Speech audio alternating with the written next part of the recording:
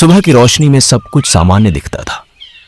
मुर्गों की आवाज, दूर खेतों में चलते लोग और कच्ची सड़क पर उड़ती धूल।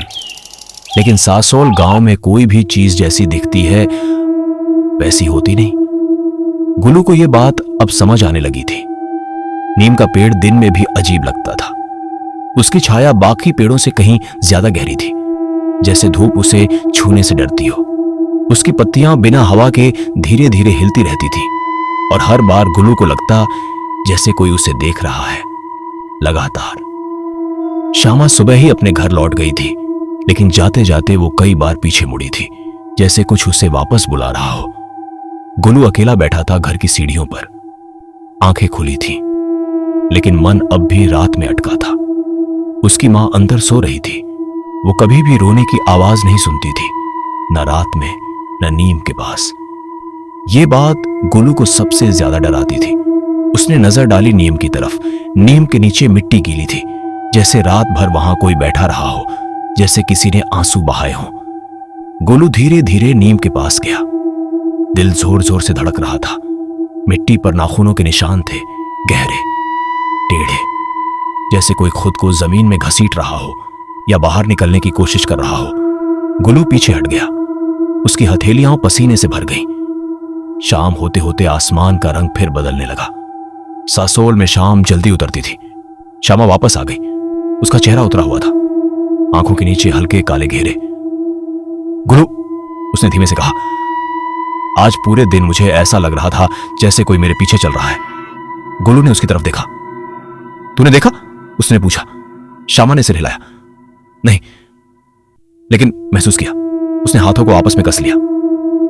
हर बार जब मैं पीछे मुड़ती वहां कुछ नहीं होता। गुलू ने कुछ नहीं कहा, बस नीम की तरफ देखा। वहां कोई नहीं था, लेकिन हवा अब भी ठंडी थी, ऐसी ठंड जो शरीर के अंदर उतर जाए। उस रात नींद किसी को नहीं आई।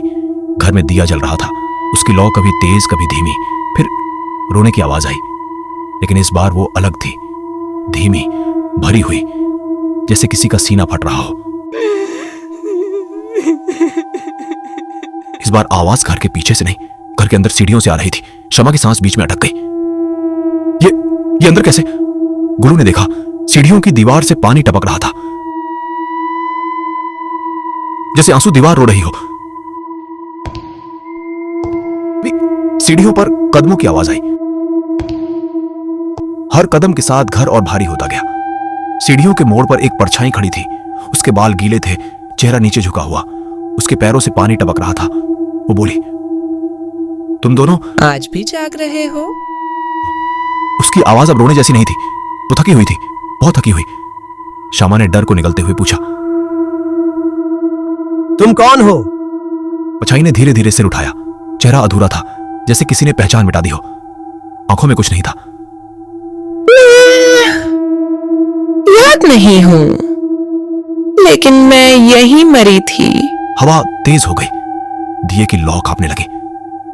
सब चले गए, मैं रह गई।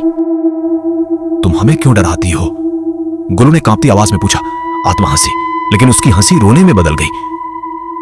मैं मार नहीं सकती, उसने कहा, बस ये देख सकती हो कौन टिकता है। नीम के पत्ते तेजी से बजने लगे। घर की खिड़कियां खुद ब खुद हिलने लगी। कुएं से पानी उछलने की आवाज आई, जैसे कोई अंदर से बाहर आना चाहता हो। उस रात आत्मा बाहर नहीं गई, वो हर जगह थी, आईने में पीछे खड़ी, छत की दरार में आंख बंद कर, खिड़की के कांच पर उल्टी परछाई। हर बार बस रोती रही, लगातार। गुलू और श्यामा एक दूसरे से सटकर बैठे रहे, डरे हुए, लेकिन भागे नहीं। उन्होंने आंखें बंद नहीं की। सुबह हुई। मुर्गे बोले, गांव जागा। सब सामान्य लग रहा था। नीम शांत था, कुआं शांत था। श्यामा ने धीरे से कहा, शायद वो चली गई। गुलू ने जवाब नहीं दिया। वो नीम के नीचे देख रहा था। वहां 2 पैरों के निशान थे, जो कुएं की तरफ जाते थे और वापस नहीं आते थे। ससोल गांव में रोने वाली आत्मा अब दिखाई नहीं देती, लेकिन अगर किसी रात तुम्हारे घर के पास अचानक सन्नाटा हो जाए तो समझ लेना वो रोना नहीं कर रही, वो सुन रही है कि तुम अब भी डरते हो या नहीं। अगर आपको ऐसी डरावनी कहानियां पसंद है तो चैनल को सब्सक्राइब कर लीजिए, क्योंकि अगली कहानी शायद और और ज्यादा पास से सुनाई दे।